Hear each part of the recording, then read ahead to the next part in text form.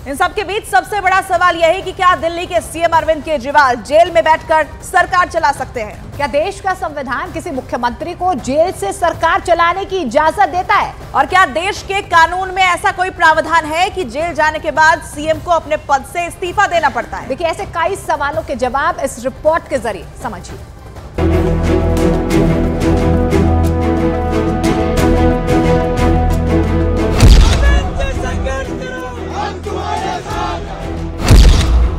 पिछले 2 महीने में 2 सिटिंग सीएम गिरफ्तार हो चुके हैं। हेमंत सोरेन ने गिरफ्तारी से ठीक पहले झारखंड के सीएम पद से इस्तीफा दे दिया था, लेकिन अरविंद केजरीवाल ने गिरफ्तारी के बाद भी दिल्ली के सीएम पद से इस्तीफा नहीं दिया। तो सवाल है कि क्या कोई सीएम जेल से सरकार चला सकता है? अगर कोई सीएम जेल में बंद हो तो क्या वो सरकारी फाइलों पर दस्तखत कर सकता है? क्या वो कैबिनेट की बैठक ले सकता है? और क्या वो अपने मंत्रियों से जेल में मुलाकात कर सकता है? जेल में बंद एक सीएम क्या क्या कर सकता है और क्या नहीं, ये सवाल अरविंद केजरीवाल की गिरफ्तारी के बाद से हर किसी के मन में घूम रहा है। तो चलिए देश के संविधान में और कानून की किताब में इन सवालों के जवाब ढूंढते हैं। सुप्रीम कोर्ट कहता है कि रिप्रेजेंटेशन ऑफ पीपल्स एक्ट में ऐसा कोई प्रावधान नहीं है जो किसी मंत्री को जेल जाने पर पद से इस्तीफा देने के लिए मजबूर करता है। लेकिन अगर किसी मंत्री को 2 या 2 साल से ज्यादा की सजा मिल जाती है तो उसे पद से इस्तीफा देना पड़ता है। संविधान में किसी सीएम को जेल से सरकार चलाने पर भी कोई रोक नहीं है, लेकिन एक पेच जरूर है और वो है जेल अथॉरिटी की मंजूरी।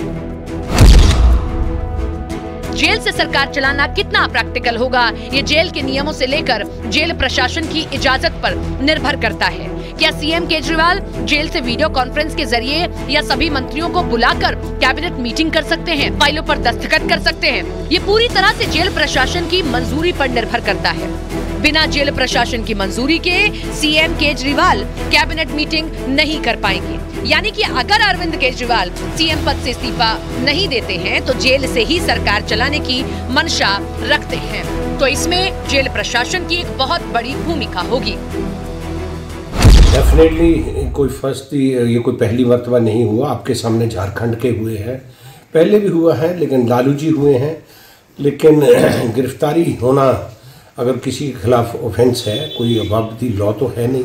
चाहे एक्स प्राइम मिनिस्टर हुए हैं, आपके सामने इंदिरा जी हुई हैं, नरसिम्हा राव जी पर केस चले हैं, तो कोई बड़ी बात नहीं है और कोई नई बात नहीं। अब जरा भारतीय राजनीति में लोकतांत्रिक परंपरा भी एक नजर डाल ली जाए। किसी राज्य के मुख्यमंत्री रहते हुए गिरफ्तार होने वाले अरविंद केजरीवाल पहले मुख्यमंत्री नहीं है, लेकिन गिरफ्तारी के बाद भी सीएम पद पर बने रहने वाले शायद पहले सीएम हो सकते हैं, और जो जेल से अपनी सरकार चलाएंगे। केजरीवाल से पहले झारखंड के सीएम हेमंत सोरेन को भी ईडी ने गिरफ्तार किया था। गिरफ्तारी के बाद हेमंत सोरेन ने मुख्यमंत्री पद से इस्तीफा दे दिया था और उनकी जगह चंपाई सोरेन मुख्यमंत्री बने। इस तरह तमिलनाडु में जयललिता भी मुख्यमंत्री पद पर रहते हुए गिरफ्तार हुई थी। तब उनके इस्तीफे के बाद पनीर सेल्वम को मुख्यमंत्री बनाया गया था। बिहार में लालू प्रसाद यादव ने गिरफ्तार होने के बाद सीएम पद से इस्तीफा दिया, जिनकी जगह राबड़ी देवी को मुख्यमंत्री बनाया गया था। यानी कि कानून बाध्यता न होने पर भी राजनीतिक नैतिकता और परंपरा की लाज रखते हुए इन नेताओं ने सीएम का पद छोड़ दिया।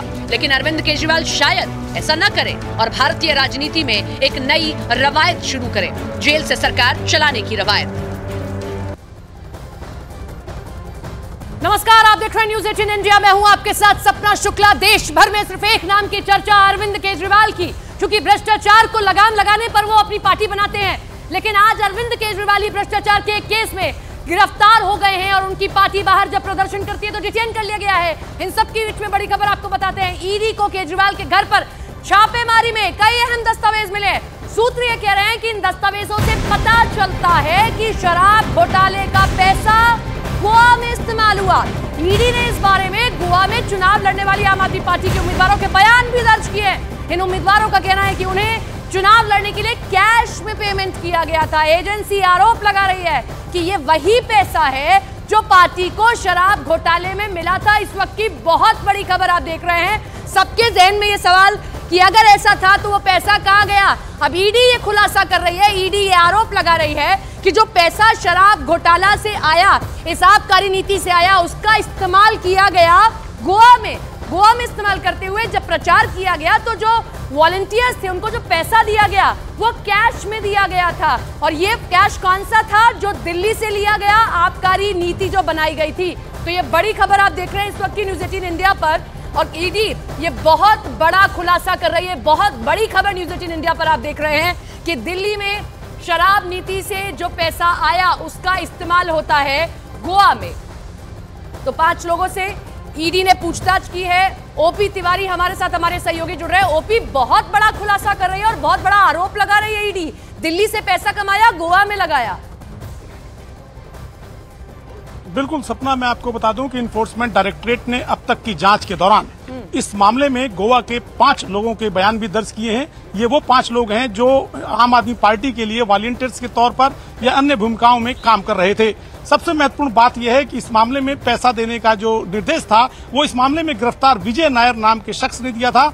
और विजय नायर वो आदमी है जिसके लिए अरविंद केजरीवाल ने कहा था फोन पर कि वो उनका सबसे खास आदमी है और वो जो कहता है उस पर पूरा अमल किया जाए। विजय नायर नाम के शख्स ने गोवा में इन लोगों को पैसा दिया था। और अब इन्फोर्समेंट डायरेक्टरेट इस बात की भी जांच कर रहा है कि गोवा में जो चुनाव के उम्मीदवार थे क्या उन लोगों को भी इसी रिश्वत कांड का पैसा मिला था। तो आने वाले दिनों में इस मामले में गोवा में कुछ और लोगों से पूछताछ हो सकती है। साथ ही इस समय अरविंद केजरीवाल चूंकि खुद ईडी की कस्टडी में है और ईडी अब से थोड़ी देर बाद उन्हें पेश करने वाली है, तो ऐसे में आने वाले समय में ईडी अरविंद केजरीवाल से भी इस बाबत सवाल जवाब कर सकती है। सपना, बहुत बड़ी बात आप बता रहे हैं और बहुत बड़ी खबर है ये कि 100 करोड़ रुपए की रिश्वत ली गई और उसका जो इस्तेमाल था वो गोवा में किया गया।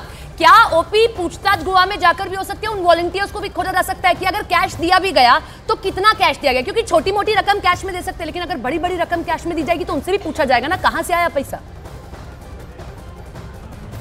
बिल्कुल, मैं आपको बता दूं इस मामले में ईडी का जो जांच का दस्तावेज है उसमें स्पष्ट तौर पर कहा गया है कि विजय नायर का नाम का जो शख्स था जो इस मामले में गिरफ्तार है, जो अरविंद केजरीवाल का कथित खास बताया जाता है, उसने कुछ कंपनियों को निर्देश दिए थे कि वो इस मामले में फर्जी इनवाइस काटें, यानी काम कुछ और दिखाएं लेकिन पैसा वॉलंटियर्स को दें। तो इस मामले में कुछ लोगों से पूछताछ हुई है और आने वाले दिनों में कुछ और लोगों से पूछताछ होगी, तो लिहाजा उनसे पूछा जाएगा ये पैसा उन्हें किन लोगों ने दिया था। और फिर इस तरह तार से तार जोड़कर ईडी इस मामले में संभवतः अरविंद केजरीवाल तक भी पहुंचने की कोशिश करेगी। सपना, बिल्कुल, बहुत तार से तार जोड़ने की कोशिश होगी, क्योंकि जिस तरीके से एक राज्य से चीजें दूसरे राज्य पहुंच गई हैं। कुछ ग्राफिक्स आपको दिखाते हैं।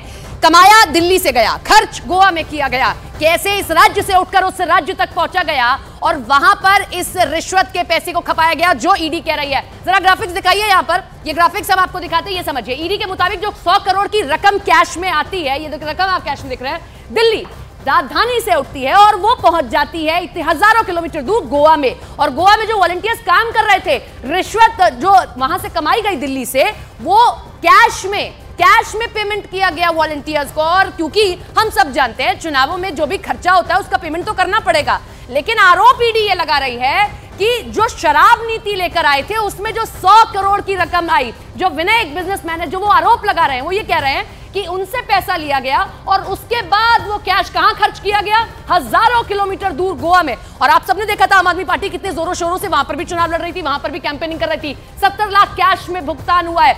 आम आदमी पार्टी ने 70 लाख रुपए कैश में भुगतान किया है। ईडी ये गंभीर आरोप लगा रही है। हालांकि पूछताछ होगी अरविंद केजरीवाल से भी कि अगर ये पैसा इस तरीके से इस्तेमाल हुआ, कहां से गया, कैसे गया, क्योंकि संयोजक हैं अरविंद केजरीवाल। आम आदमी पार्टी अगर है तो अरविंद केजरीवाल का आप जिक्र करेंगे, इसीलिए अरविंद केजरीवाल से पूछताछ की जा सकती है। इस मामले में राउज एवेन्यू कोर्ट में पेश किया जाएगा और उसके बाद आगे पूछताछ शुरू की जाएगी।